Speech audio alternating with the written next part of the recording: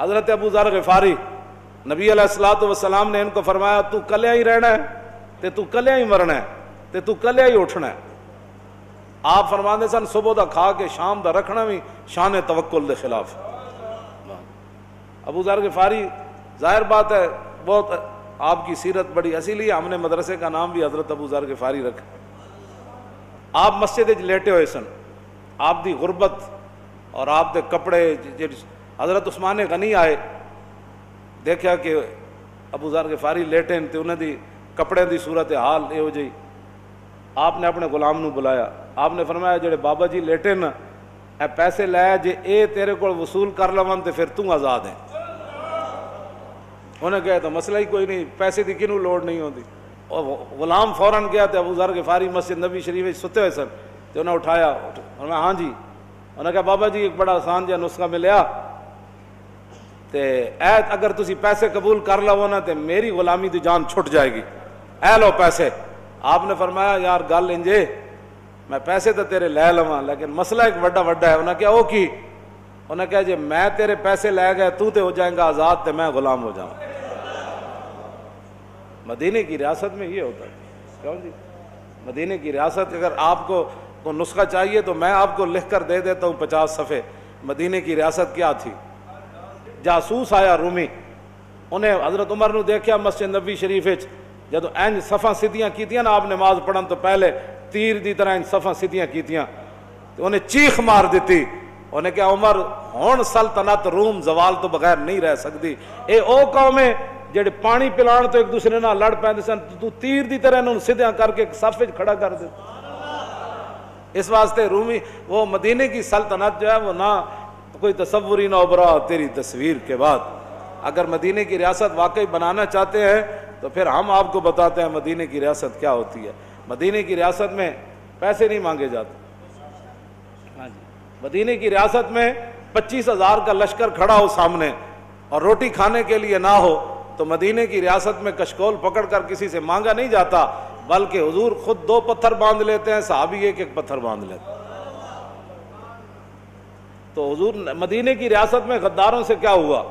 کیوں جی مدینے کی ریاست میں غداروں سے کیا ہوا؟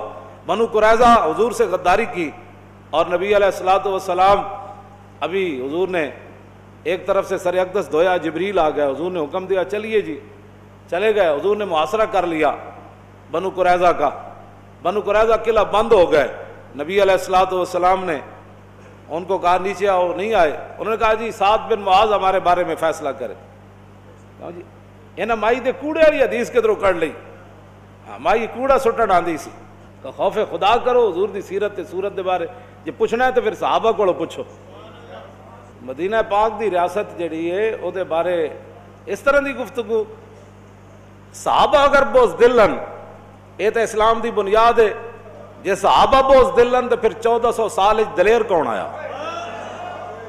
جڑے سارا دن بلال بن سعد کہندے ہیں ادرکتم یشتدون بین الاغراض ویضحک بعضهم الی بعض فاذا كانوا باللیل كانوا رہبانا. حضرت بلال بن سعد کہندے ہیں میں صحابہ کرام نو زندگی پایا تابعین کہندے میں صحابہ نو کی ویکھیا, پلاٹ بناندے ویکھیا, کوٹھیاں بناندے ویکھیا, ہاں جی کاروبار کرتے ویکھیا. کہندے میں صحابہ کرام نو ویکھیا یشتدون بین الاغراض کہ وہ سارا دن نیزہ بازی کرتے سے, ویضحک بعضهم الی بعض ایک دوسرے نو ہساندے سن. جان دیو جی تسی اتنا تہاڈا تے نشانہ ہی کوئی نہیں بادشاہ, اے ویکھو میں ہن نشانہ مارنا. تے کہندے دیہاڑی تے یشتدون بین الاغراض, دیہاڑی تے نیزہ بازی تے نشانہ بازی کرتے سن. تے فیضا کانو باللیل کانو رہبانا, رات پیندی تے کیبلاں کھول کے بیٹھ جاندے سن, موبائلاں نہ کھیڈدے سن. کیوں جی جیڑی قوم ساری رات دیہاڑی موبائلاں نہ کھیڈدی ہوے انہاں نو حق بندا ہے صحابہ دے بارے لب کشائی کرے؟ انہیں کہا جدو رات پیندی پھر کی ہوندا, صحابہ سو جاندے لمی تان کے. انہیں کہا نا فیضا کانو باللیل کانو رہبانا, دیہاڑی تے نشانہ بازی تے تلوار نہ کھیڈدے سن کہ ہن لڑنا جے کیسر و کسرا ایویں فتح ہونا ہے. تے کہندے جدو رات پیندی تے انج اللہ دے سامنے کھڑے ہوندے سن جیسے انہاں نو دنیا دا پتہ ہی کوئی نہیں. جے صحابہ بوز دل نا تو پھر کائنات بہادر کوئی نہیں ہو سکتا. تو گل کتھے جا کیتی؟ جے صحابہ لٹ مار کیتی تے جن اپنے حق بھی نہیں لے انہاں کسے دا حق لینا سی. گل کرو گے کرنے والی کیوں جی کتنے تو جا کے گل کی تھی؟ یہ تو اسلام دیا بنیاداں تے جڑا اسلام دی بنیاد ہی جڑی لٹ مارتے ہوئے تے یا اسلام دی بنیاد ہی بزدلی ہوتے ہوئے دس اس عمارت دا کی بنے گا؟ نہ نہ نہ نہ اس دھرتی پیدا کیتا انہاں جان نصارا ورگا اور نہ کوئی ہویا نہ کوئی ہو سی انہاں چاراں یاراں ورگا۔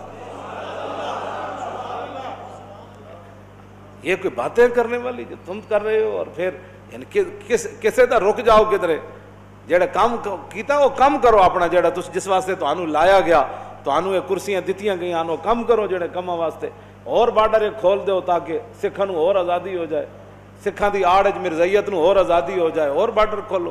اے پاکستان تہاڈے کہن نال خراب نہیں ہو سکدا، ایدیاں بنیاداں وچ شہیداں دا خون ہے تے ایدے کلمہ طیبہ تے اے قائم ہویا۔ ہاں جتنی بھی کوئی سازشاں کرے گا وہ ذلیل ضرور ہوئے گا۔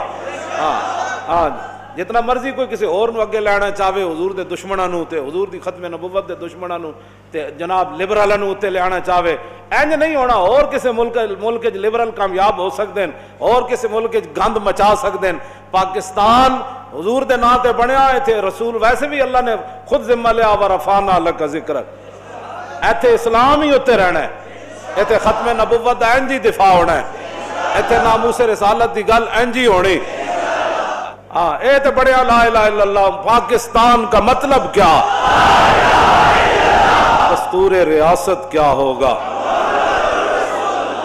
تم ان کے بارے میں کہتے ہو کہ وہ نعوذ باللہ بزدل تھے۔ میں نے جو آیتیں پڑھی ہیں غزوہ احد شریف کے بارے میں، الذین استجابوا للہ والرسول من بعد ما اصابهم القرح للذین احسنوا منهم واتقوا اجر عظیم الذین قال لهم الناس ان الناس قد جمعوا لكم فاخشوهم فزادهم ایمانا وقالوا حسبنا اللہ ونعم الوکیل۔ جب صحابہ زخمی ہو گئے میدان احد میں اور شہید ہو گئے، اور ابھی تو انہوں نے پٹیاں بھی نہیں باندھی تھی اپنے زخموں پر، زخم بھی کوئی سوئی نہیں چبھی تھی، ہاں جی زخم یہ نہیں جانے جانا ٹھڈا لگ گیا سی ناخن نو، اوہ ایویں بازو جناب سائیکل تو نہیں سن ڈٹھے یا موٹر سائیکلاں تو، ہاں جی اے کوئی اے زخم نہیں انہوں لگے، انہوں تلواراں تے تیراں تے نیزیاں دے زخم لگے تے او انہاں زخماں دے خون بہ رہا۔ تے پھر رسول اللہ نے اطلاع آئی کہ مشرکین مکہ راستے چو پھر واپس آ رہے، انہاں کہا یار بڑا موقع سی مسلمانوں دے اوتے حملہ سی کیتا ہے، نعوذ باللہ اج تے اسی اور نقصان پہنچا سکدے سی، اسی کیوں واپس آیا؟ انہاں ارادہ کیتا پھر مدینہ پاک تے حملہ کرن دا۔